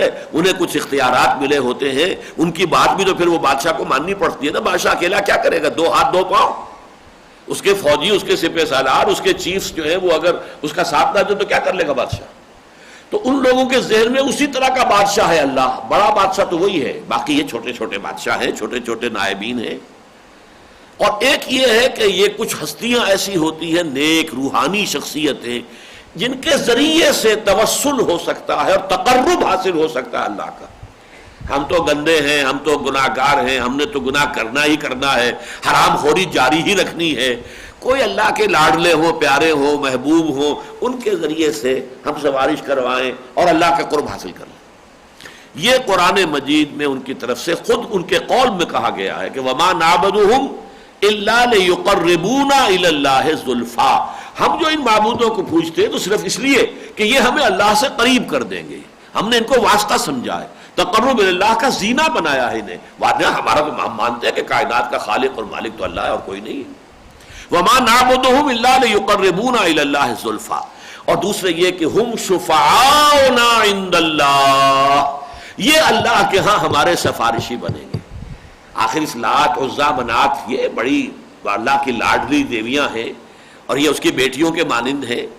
یہ جب کہیں گے اے اللہ اس کو بخش دے، یہ میری بڑی پوجا کرتا تھا، یہ بڑے چڑھاوے چڑھایا کرتا تھا میرے استھان پر آ کر، تو اس کو معاف فرما دے، اللہ مانے گا فوراً. کیسے ہو سکتا ہے لاڈلی بیٹی کوئی بات کہے کسی سے اور باپ جو ہے وہ اس لاڈلی بیٹی کی بات کو جو ہے انکار کر دے؟ یہ ہے شفاعت باطلہ. یہ شرک تھا کہ جو عرب میں اس وقت جو ہے موجود تھا، اس کی نفی کی گئی. اور شفاعت کا اس بات جو آتا ہے وہ 2 شرطوں کے ساتھ. یہاں تو آیا ہے جس کو اجازت ملے، اور ایک اور جگہ پر آیا جس کے لیے اجازت ہو. ایک ہے شفاعت کرنے والا، اسے اللہ کی طرف سے اجازت ملے کہ ہاں آپ شفاعت کر سکتے ہیں، اور اس شخص کے بارے میں بھی اجازت ہو. یہ شفاعت کسی کے پاس مطلق نہیں ہوگی کہ اب آپ جس کی چاہے شفاعت کر دیں. نہیں، جو شفاعت کرنے والا ہے وہ بھی معذون ہوگا، اسے بھی اذن ملے گا، اور جس کے لیے اس کے لیے بھی اذن ہوگا. 2 طرفہ اذن ہوگا تب وہ شفاعت ہوگی، ورنہ شفاعت کا کوئی سوال نہیں. یہ ہے شفاعت حقہ جس کا قرآن مجید اس بات کرتا ہے. اس کا کوئی انسان انکار نہیں کر سکتا. لیکن پہلی شفاعت، شفاعت باطلہ، وہ شرک اور کفر ہے. اب اس میں ایک باریک سوال پیدا ہوتا ہے، شاید میں نے اس سے پہلے کبھی اس کو ڈسکس نہیں کیا ہے. اگر بات یہی ہے کہ جس کو اللہ اجازت دے وہی سفارش کرے، اور جو جس کے لیے اجازت دی اس کے لیے کرے صرف، تو فائدہ کیا ہوا شفاعت کا؟ اس کا پھر مقام کیا ہے؟ کیا محل کیا ہے اس کا؟ ہم یہ کہتے ہیں اور سب لوگ کہتے ہیں کہ شفاعت کے ذریعے سے در حقیقت اللہ تعالیٰ اپنے کچھ بندوں کا جو مقام ہے اس کے ہاں، اس کو واضح کرنا چاہتا ہے کہ یہ بندہ میرے ہاں مقرب ہے. اب یہ کہ اگر تو اس کو اجازت دی گئی اور جس کے لیے کر رہا ہے اس کی بھی اجازت دی گئی تو اس کا مقام کیا معین ہوا؟ وہ تو پھر سارا کا سارا اللہ خود ہی کر رہا ہے. بلکہ یہ تو معاذ اللہ ثم معاذ اللہ، اللہ معاف کرے، یہ تو پھر ڈرامہ ہو گیا۔ اس کا ڈرامہ ہونا اس صورت میں ہے کہ ہم یہ سمجھیں کہ یہ سب کچھ اعلانیہ ہوگا یا اعلانیہ نہیں ہوگا۔ اللہ تعالیٰ بذریعہ وحی خفیہ طریقے پر اپنے اس بندے کو اجازت دیں گے کہ فلاں بندے کے حق میں آپ شفاعت کر سکتے ہیں۔ جو اس وقت عدالت لگی ہوگی، کفار بھی کھڑے ہوں گے، اہل ایمان بھی کھڑے ہوں گے، یوم یقوم الروح والملائکۃ صفا لا یتکلمون الا من اذن له الرحمن وقال صوابا، فرشتے ہوں گے ٹھٹ کے ٹھٹ، اور ارواح ہوں گی اور انسان ہوں گے، نیک بھی اور بد بھی، اور حساب کتاب ہو رہا ہوگا۔ تو اس منظر عام پر یہ بات نہیں آئے گی کہ اللہ نے ان کو اجازت دی تھی اور اس کے لیے اجازت دی تھی، ان کے سامنے یہی آئے گا کہ انہوں نے شفاعت کی ہے اور اللہ نے منظور کر لی ہے، گویا کہ اللہ تعالیٰ کے ہاں ان کا بڑا مقام ہے، ان کا مرتبہ ہے۔ بس یہ ایک نقطہ ذہن میں ہو تو شفاعت کا محل اور مقام اور اس کی حیثیت سامنے آ جاتی ہے۔ اور یہ نہ ہو تو پھر یہ کہ جو بات میں کہہ رہا ہوں کہ جس کو اجازت دی جائے شفاعت کرنے کی اور جس کے حق میں شفاعت کی اجازت ہو، صرف اس کے لیے شفاعت ہوگی، اگر یہ اعلانیہ ہو رہا ہو تو پھر تو یہ ایک ڈرامے کی حیثیت بن جاتی ہے، اس کی کوئی حیثیت نہیں رہتی۔ اس کی تعویل یہ ہے کہ یہ سب خفیہ انداز میں ہوگا، اللہ تعالیٰ وحی کے ذریعے سے۔ وحی کسے کہتے ہیں؟ الاعلام بالخفا والسرعہ، خفیہ طریقے پر کسی کو تیزی سے کوئی بات پہنچا دینا، بس اللہ تعالیٰ پہنچا دے گا اپنے بندوں کو، اور اس میں سب سے بڑی ہستی محمد الرسول اللہ صلی اللہ علیہ وسلم کی ہوگی، اس میں کوئی شک نہیں۔ لیکن وہ شرط ذہن دیکھیے، اب یہاں پر آپ نے دیکھا کہ کس قدر شاندار الفاظ میں، زوردار، گویا کہ شفاعت باطلہ کا تصور اللہ کی جناب میں بہت بڑی گستاخی ہے، بہت بڑی گستاخی۔ من ذا الذی یشفع عندہ الا باذنہ، کون ہے وہ جو شفاعت کر سکے اس کے ہاں مگر اس کی اجازت سے۔ یہ ہے استثناء جس کی میں نے وضاحت کر دی۔ اچھا، اگلی آیت میں اصل میں اس کی ساری دلیل اور حکمت بیان ہو رہی ہے۔ وہ کیا ہے؟ یعلم ما بین ایدیہم وما خلفہم ولا یحیطون بشیء من علمہ الا بما شاء۔ اللہ کی شان تو یہ ہے کہ وہ جانتا ہے جو کچھ ان کے سامنے ہے اور جو کچھ ان کے پیچھے ہے، اور وہ جو ہے کوئی بھی ہے، چاہے وہ فرشتے ہیں، چاہے وہ انبیاء ہیں، اولیاء ہیں، کوئی بھی ہے، ان میں سے کوئی بھی اللہ کے علم میں سے کسی شے کا احاطہ نہیں کر سکتا سوائے اس کے جو اللہ چاہے۔ محمد کو جو علم اللہ نے دیا صلی اللہ علیہ وسلم وہ اللہ ان کو حاصل ہوا، ان کا علم ذاتی نہیں ہے، اللہ کا عطا کردہ ہے۔ کتنا ہے یہ ہم نہیں جانتے، ہمارے تصور میں بھی نہیں آ سکتا، اس کے والیوم کو چھوڑ دیجئے، لیکن بہرحال لامحدود نہیں ہے، محدود ہے۔ یہ تمام مخلوقات کے بارے میں میں نے عرض کیا، صفات حادث بھی ہے، فانی بھی ہے، عطائی بھی ہے، اور لامحدود نہیں ہے، محدود ہے۔ تو جو علم بھی دیا فرشتوں کو، آپ کو معلوم ہے جب اللہ نے کہا کہ انی جاعل فی الارض خلیفہ، اور اس کے بعد پھر حضرت آدم کو تمام نام سکھا دی اور کہا فرشتوں سے کہ اب تم ذرا نام بتاؤ، ان کا لا علم لنا الا ما علمتنا، اللہ ہمیں تو کوئی علم حاصل نہیں سوائے اس کے جو تو نے ہمیں سکھا دی۔ خود حضور سے فرمایا جا رہا دعا کرتے رہا کرو، رب زدنی علما، پروردگار میرے علم کے اندر اضافہ فرما دے۔ تو علم تو اللہ دیتا ہے، علم الانسان ما لم یعلم، اللہ نے انسان کو سکھایا جو کو وہ جانتا ہی نہیں تھا۔ اس اعتبار سے دیکھیے سفارش میں کیا ہوتا ہے، دنیا میں ہم کہتے ہیں نا جا کر کسی مجسٹریٹ سے، ڈی سی سے، گورنر سے، یہ جو آدمی ہے یہ میں اس کو جانتا ہوں، بڑا شریف آدمی ہے، اور یہ جو کیس اس کے خلاف بنا ہے یہ سب جھوٹا کیس ہے، آپ فیکٹس آف دی کیس اس جو جیسے کہ فائل میں ہے یہ جھوٹی گواہی ہے، اس پر نہ دیکھیے، میں آپ کو بتا رہا ہوں، آپ تو نہیں جانتے، میں بتا رہا ہوں کہ یہ بات یوں نہیں یوں ہے۔ کیا یہ بات اللہ کے ہاں کوئی اور شخص کہہ سکتا کہ اللہ تو نہیں جانتا میں جانتا ہوں؟ جبکہ علم کا معاملہ تو یہ ہے یعلم ما بین ایدیہم وما خلفہم، اب یہ ہم میں سب کے سب آ گئے، کل موجودات، تمام مخلوقات، جو کچھ ان کے سامنے، جو کچھ ان کے پیچھے ہے، جو کچھ ان سے پہلے تھا، جو کچھ ان کے بعد ہے، ہر شے کا جاننے والا اللہ ہے۔ اور ان کا حال یہ ہے وَلَا يُحِيطُونَ بِشَيْءٍ مِّنْ عِلْمِهِ، علم تو اصل تو صفت ذات باری تعالیٰ کی ہے، علم ہی اس کا علم، اس میں سے وہ کسی چیز پر قابو نہیں پا سکتے الا بما شاء، سوائے اس کے جو اللہ چاہے۔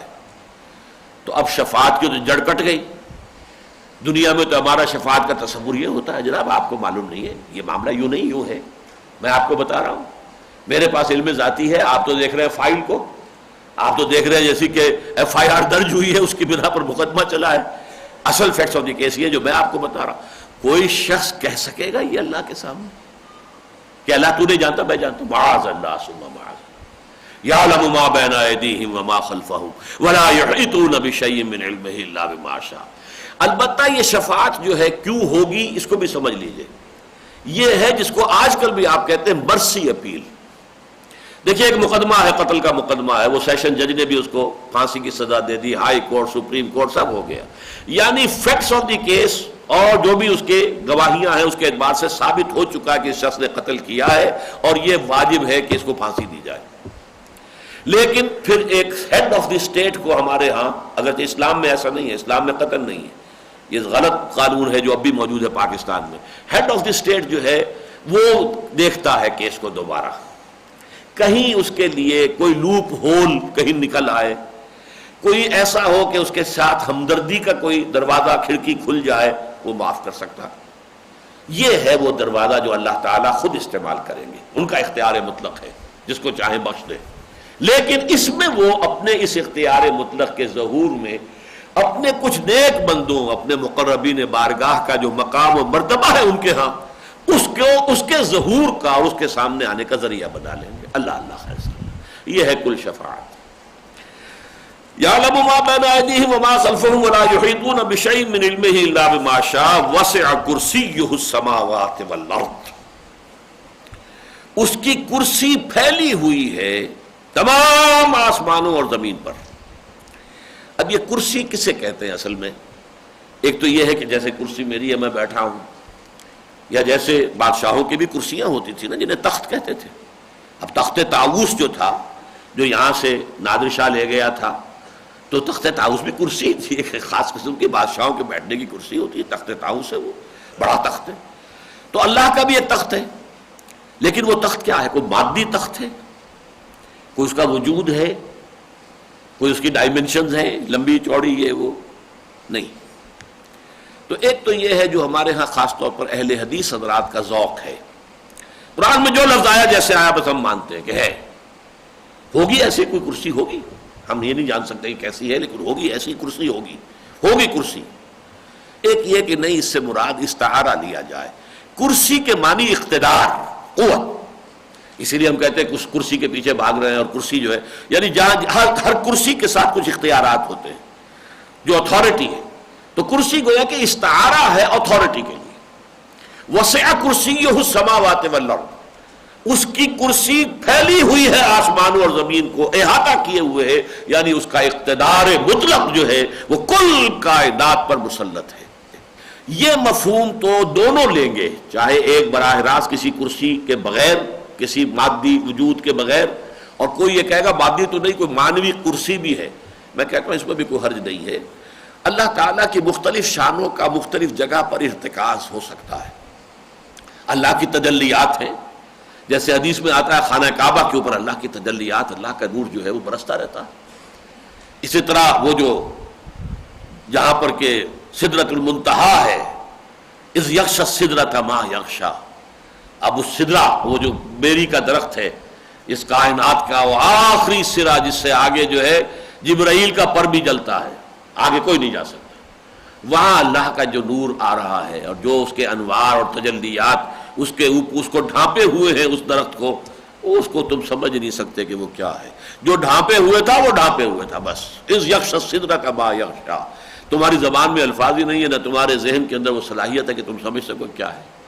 اسی طرح ہو سکتا ہے کہ کہیں اللہ کا وہ اقتدار جو ہے جہاں سے کہ کنٹرول ہو رہا ہو، جیسے کنٹرول روم ہوتا ہے، آرمی آپریشن ہے تو ایک کنٹرول روم ہے، ہو سکتا ہے اس پوری کائنات کا کوئی کنٹرول روم جہاں اللہ تعالیٰ کی یہ صفت قدرت جو ہے اور صفت ملکیت جو ہے، بادشاہت، وہ گویا کہ مرکوز ہو کسی جگہ پر، ہو سکتا ہے، لیکن ہم اس کی کسی حقیقت، اس کی شکل، اس کو کوئی نہیں جان سکتا۔ البتہ جو دونوں راستوں سے ہم جائیں گے تو نتیجہ وہی نکلے گا کہ اس سے مراد کیا ہے، اللہ کا اقتدار اور اختیار، اس کی بادشاہت آسمانوں اور زمین کو گھیرے میں لیے ہوئے۔ وَلَا يَئُودُهُ حِفْظُهُمَا، اور ان دونوں کی حفاظت اور انتظام اور اہتمام اور انصرام اس پر قطعاً بھاری نہیں ہے۔ یہ جو مادہ ہے عود، اس سے قرآن مجید میں صرف ایک لفظ آیا جو یہاں ہے، یہ ہے عاد یعود عودن، کسی شے کا مشقت طلب ہونا، بھاری ہو جانا، گراں گزرنا۔ ثلاثی مجرد میں اس کے معنی ہوتے ہیں اس کا اودا یا اودو اودن، اس کے معنی ہے کوئی شخص کوئی چیز بن جائے، ٹو بیکم سم تھنگ، لیکن وہ نہیں آیا، ثلاثی مجرد قرآن میں آیا ہی نہیں ہے، صرف یہ باب افعال سے آیا ہے، آدا یعود اودن، تو یہ در حقیقت اس کے معنی ہے مشقت طلب ہو جانا کسی بات کا، گراں گزرنا، بھاری ہونا۔ ولا یعودہ حفظہما وہو العلی العظیم، اس پوری کائنات آسمانوں اور زمین کی حفاظت، انتظام، اہتمام، انصرام اس پر ہرگز بھاری نہیں ہے۔ وہو العلی العظیم، اور وہ العلی ہے العظیم۔ اب دیکھیے جیسے الحی القیوم دو اسماء آئے تھے، اسی طرح یہ دو اسماء آخری ہے، یہ 10واں آخری جملہ ہے، هو الحی القیوم۔ یہاں تو جملہ پورا ہے، ہوا بھی آ گیا، وہاں نہیں ہے ہوا، هو الحی القیوم نہیں آیا، یہاں آیا وهو العلی العظیم۔ اللہ تعالیٰ کی عظمت کی اب دو ڈائمنشنز ہوتی ہیں، دیکھیے ہمارا بھی کوئی شے بہت بلند اور کوئی شے بہت عظیم، یہ دو ڈائمنشنز ہیں، اور یہ تمام اسماء و صفات اس لیے کہ ہمارا کوئی ذہن کے اندر اس کے صفات کے حوالے سے کوئی تھوڑا سا تصور پیدا ہو جائے، ذات کو تو ہم جان نہیں سکتے، وراء الورا ثم وراء الورا ثم وراء الورا، وہ ہمارے تخیل سے، تصور سے، ہمارے وہم سے، ہر چیز سے وراء الورا ثم وراء الورا ثم وراء الورا۔ ذات جو ہے ایک طرف بلند ترین ذات، حالانکہ یہ بلندی بھی کوئی مادی شے نہیں ہے، عظیم ترین ذات، یہ بھی کوئی ایسا نہیں ہے کہ عظیم الجثہ جیسے ہم کہتے ہیں کوئی شے ہو، عظیم المرتبت کہہ دیں گے، علو شان، جس کی شان بہت بلند اور جس کا مرتبت بہت عظیم، هو العلی العظیم، العلی بھی وہی ہے اور العظیم بھی وہی ہے۔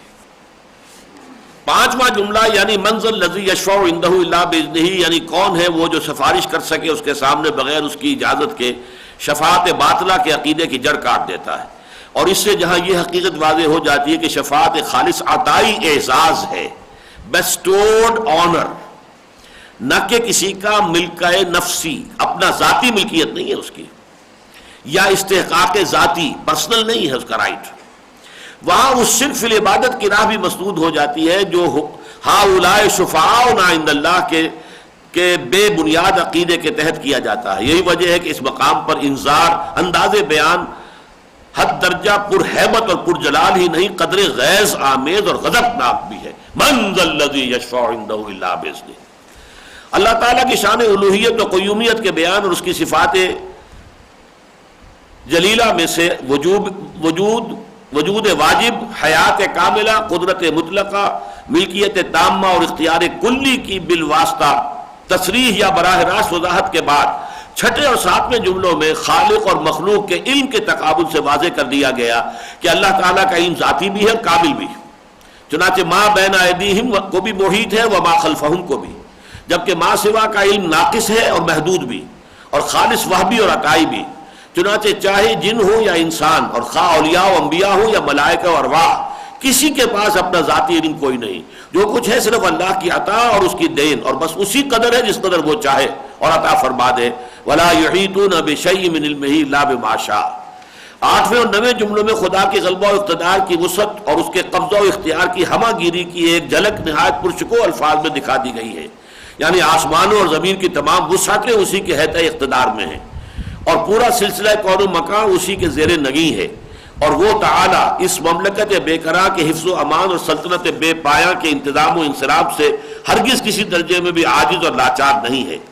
آخری جملہ پھر دو عظیم اسماء حسنہ پر مشتمل ہے جو وسع کرسیہ السماوات والارض ولا یعودہ حفظہما کی عظیم حقیقت پر آخری مہر تصدیق کے طور پر ثبت ہے۔ وہو العلی العظیم، یعنی وہ بلند و بالا بھی ہے اور بزرگ و برتر بھی، اور صاحب عظمت و سطوت بھی ہے اور حامل شان شوکت بھی۔ گویا اس آیت کریمہ میں ذات واجب الوجود کی صفات جلیلہ میں سے قدرت مطلقہ، اختیار کامل پر حد درجہ زور دینے کے علاوہ اہم صفات یعنی حیات اور علم کے حوالے سے یہ بنیادی حقیقت واضح کر دی گئی کہ حضرت حق سبحانہ و تعالیٰ کی صفات اس کے وجود کی طرح ذاتی بھی ہے اور غیر محدود و لامتناہی بھی، جبکہ ما سوا کی صفات ان کے عین وجود کے مطابق خالص عطائی بھی ہے اور نری محدود اور مقید بھی۔ گویا اس کا وجود بھی حق اور صفات بھی حقیقی، اور ہمارا وجود بھی محض وہمی اور صفات بھی فقط اعتباری. یہ پھر ایک شعر ہے نیچے، کل ما فی الکون وہم او خیال او وقوس فی المرایا او ظلال، جو کچھ ہمیں کائنات میں نظر آتا ہے یا تو وہم ہے اور یا یہ کہ خیال ہے بس ہمارا، یا جیسے کہ آئینوں میں عکس ہوتے ہیں، اور یا یہ کہ سایہ ہوتا ہے. اس طرح اس آیت کی، اس قرآن حکیم کی یہ آیت عظیمہ وجود و حیات، قدرت علیم ایسی بنیادی صفات کے ضمن میں ذات باری تعالیٰ کی شان یکتائی کے بیان میں منفرد مقام کی حامل ہے. اور یہی وجہ ہے کہ حضور صلی اللہ علیہ وسلم نے اسے قرآن کی عظیم ترین آیت میں قرار دیا، اور جملہ آیات قرآنی کی سردار بھی. یہ آخری جملے کے لیے بھی حدیث ہے، ترمذی میں حضرت ابو ہریرہ سے روایت ہے کہ رسول اللہ صلی اللہ علیہ وسلم نے فرمایا کہ ہر چیز کی ایک چوٹی ہوتی ہے، تو قرآن کی چوٹی سورۃ البقرہ ہے، اور اس میں ایک آیت یعنی آیت الکرسی تمام آیات قرآنی کی سردار ہے. اب دیکھیے اس کا اگلی آیت کا جو تعلق ہے وہ کیا ہے.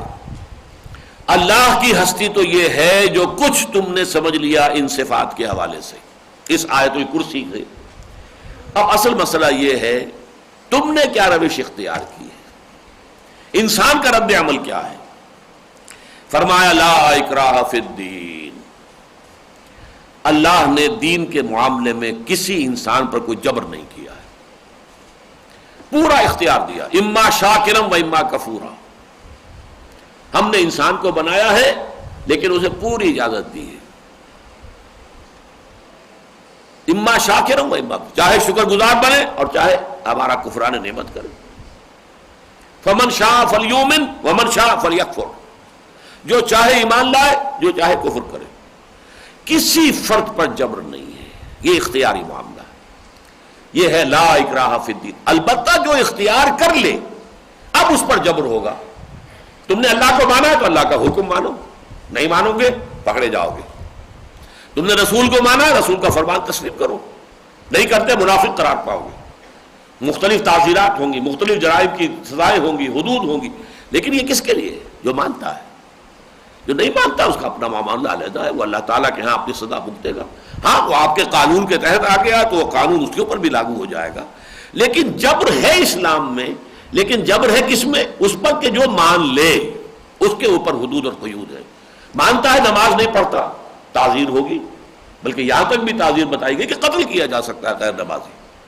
یہ بھی ایک رائے ہے امام ابو حنیفہ کی رائے ہے، بلکہ امام ابو حنیفہ کی رائے ذرا اس سے نرم ہے کہ اسے قید میں رکھو یہاں تک کہ توبہ کرے اور وہ کہے کہ اب میں نماز پڑھا کروں گا تب چھوڑو. بعض حضرات کے نزدیک قتل بھی اس کا جو ہے جائز ہے. یہ ہے جبر. لیکن اختیار کرنے پر اسے پورا کا پورا جو ہے کہ تم نے اس کو قبول کرتے ہو یا نہیں کرتے، اما شاکرم و اما کفورا. اور یہ کہ ومن شاء فلیؤمن ومن شاء فلیکفر، یہ بالکل اس کی آزادی دی گئی. قد تبین الرشد من الغی، دیکھو ہدایت کجی سے ممیز ہو چکی ہے. اب جب یہ صورت آپ پڑھ رہے ہیں اس وقت تک یوں سمجھیے 2/3 سے زیادہ قرآن نازل ہو چکا تھا. 2/3 تو قرآن مجید مکی دور میں نازل ہو چکا تھا. اس کے بعد مدنی دور میں آ کر یہ پوری سورہ بقرہ کا جو بھی آخری حساب ہم پڑھ رہے ہیں تو 2/3 سے کہیں زیادہ قرآن نازل ہو چکا، اور اس کے نتیجے میں حق اور باطل بالکل ممیز ہو گئے. کیا حق ہے کیا باطل ہے، اب اس میں اشتباہ کی بات نہیں رہی. اب یہ چوائس تو ہے تمہارا، کسی کو ہم مجبور نہیں کریں گے، لیکن یہ کہ یہ نہیں کوئی کہہ سکتا کہ اشتباہ ہے، مجھے سمجھ میں نہیں آ رہا کیا حق ہے کیا بات. قد تبین الرشد من الغی، یہ جو بھی کجی ہے، ٹیڑھ ہے، غلط راستے ہیں، اور جو حق ہے صحیح ہے وہ علیحدہ علیحدہ ہو گئے. تبینہ، واضح ہو جانا، نمایاں ہو جانا. اب جو لفظ آ رہا ہے وہ اس آیت کا اہم ترین لفظ ہے. فَمَن يَكْفُرْ بِالطَّاغُوتِ وَيُؤْمِن بِاللَّهِ فَقَدِ اسْتَمْسَكَ بِالْعُرْوَةِ الْوُثْقَىٰ. تو جو طاغوت کا کفر کرے گا اور اللہ پر ایمان لائے گا تو اس نے مضبوط کنڈے پر ہاتھ ڈال لیا. اب یہاں پر ایک لفظ آیا طاغوت، اور اس کا کفر جو ہے وہ اللہ پر ایمان سے بھی مقدم ہے. پہلے ذکر ہو رہا ہے کفر بالطاغوت. طاغوت کسے کہتے ہیں؟ طغا کے معنی کسی شے کا حد سے بڑھ جانا. دریا جو ہے اپنی حدود کے اندر بہہ رہا ہے، بہت اچھا ہے، وہ اس کا پانی نکل آیا باہر، پھیل گیا ادھر ادھر، اسے آپ طغیانی کہتے ہیں. دریا کو اپنی موج کی طغیانیوں سے کام، کشتی کسی کے پار ہو یا درمیان رہے، اسے تو چلنا اپنی طغیانی ہے، یہ طغا ہے۔ اب انسان کا اصل مقام کیا ہے؟ اللہ نے پیدا کیا، اللہ کا حکم مانے، وما خلقت الجن والانس الا لیعبدون، میں نے جنوں اور انسانوں کو پیدا ہی اس لیے کیا ہے کہ وہ میری بندگی کریں۔ جو بھی اس حد بندگی سے تجاوز کرتا ہے وہ طاغوت ہے۔ وہ فرد بھی ہو سکتا ہے، انسٹیٹیوشن ہو سکتا ہے، نظام ہو سکتا ہے۔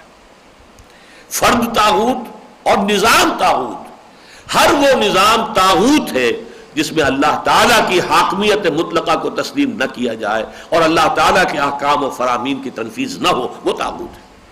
چاہے وہاں کے بسنے والے 100% مسلمان ہوں، نظام اگر یہ ہے کہ حاکمیت خداوندی کو نہیں مانا گیا، سروری زیبا فقط اس ذات بے ہمتا کو ہے، حکمراں ہے ایک وہی باقی بتانے حاضری، اگر اس کے احکام کی تنفیذ نہیں ہو رہی، ومن لم يحكم بما انزل الله فاولئك هم الكافرون ومن لم يحكم بما انزل الله فاولئك هم الفاسقون ومن لم يحكم بما انزل الله فاولئك هم الظالمون۔ تین آیتیں آئی ہیں سورہ مائدہ کے 7ویں رکوع میں۔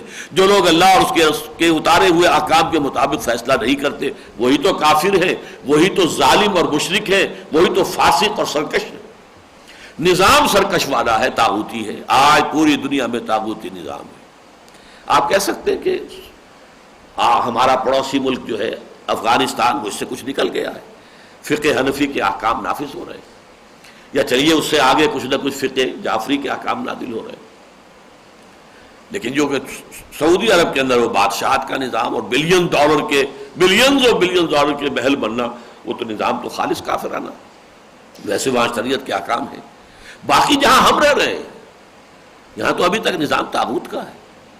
تو ایمان کا پہلا تقاضا طاغوت کا کفر ہے، وَمَن يَكْفُرْ بِالطَّاغُوتِ وَيُؤْمِن بِاللَّهِ، اور یہی ترتیب آپ دیکھتے ہیں کلمہ طیبہ میں، لا الہ الا اللہ، پہلے نفی ہے پھر اس بات ہے، نفی اس بات کہلاتی ہے۔ پہلے آپ نے نفی کوئی معبود نہیں، پھر اس بات ہے الا اللہ، سوائے اللہ کے۔ تو طاغوت کا انکار کر کے اللہ پر ایمان لانا۔ اب اس انکار سے مراد کیا ہے؟ انکار کا پہلا درجہ یہ ہے کہ ذہناً اس نظام کو تسلیم نہ کیا جائے، ثانیاً اس نظام کے ساتھ تعاون نہ کیا جائے، اس کی چاکری نہ کی جائے، ثالثاً اس نظام کو جڑ سے اکھاڑ کر اور نظام حق، اللہ کی حاکمیت کے نظام کو قائم کرنے کی جد و جہد کی جائے۔ یہ بالکل ایسے ہی ہے جیسے فرمایا من رعا منکم منکرا فلیغیرہ بیدہ، جو شخص بھی تم میں سے کسی منکر کو دیکھے اس کا فرض ہے کہ اسے اپنی طاقت سے، اپنے ہاتھ سے روکے، بدل دے اس کو۔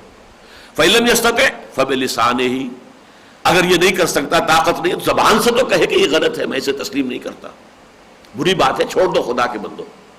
فَإِن لَمْ يَسْتَطِعْ، اگر اس کی بھی ہمت نہیں ہے، یا زبانوں پر بھی تالے پڑ گئے ہیں، یا زبانیں بدیوں سے کھینچ لی جاتی ہیں اور آدمی میں ہمت نہیں ہے اس آزمائش سے گزرنے کی، تو کم سے کم فبقلبہ، دل میں نفرت شدید رکھے، وذالک اضعف الایمان، اور یہ ایمان کا کمزور ترین درجہ ہے۔ نظام میں باطل سے بڑا منکر کوئی ہے؟ کیا کسی ایک آدمی کا شراب پی لینا ذرا بڑا منکر ہے، یا پورا نظام کفر پر ہے؟ ایک کسی شخص نے کسی کی جیب کاٹ لی، یہ بڑا منکر ہے، یا پورا نظام سود کے اوپر چل رہا ہے؟ کون سا منکر بڑا ہے؟ اکبر المنکرات، تمام منکروں میں سب سے بڑا منکر جو ہے وہ تو نظام باطل ہے۔ اس نظام باطل سے نفرت ہو، اسی کو میں نے کہا کہ ذہناً ریکنسائل نہ کرے اسے، اس کی جو ہے خدمت نہ کرے، اس کی چاکری نہ کرے، اس کی ملازمت نہ کرے، اور یہ کہ اللہ ہمت دے، جد و جہد کرے، محنت کرے، مشقت کرے، اور یہ اجتماعی جد و جہد کے بغیر ممکن نہیں، جماعت کے بغیر ممکن نہیں۔ اس حدیث کے حوالے سے کہ انی آمرکم بخمس اللہ امرنی بہن بالجماعت والسمع والطاعت والہجرت والجہاد فی سبیل اللہ، اور اس حدیث کے حوالے سے کہ بایعنا رسول اللہ صلی اللہ علیہ وسلم علی السمع والطاعت فی العسر والیسر والمنشط والمکرہ وعلی عصرۃ علینا وعلی لا ننازل امر اہلہ وعلی ان نقول بالحق اینما کنا لا نخاف فی اللہ لومۃ لائم، یہ حدیثیں ہیں۔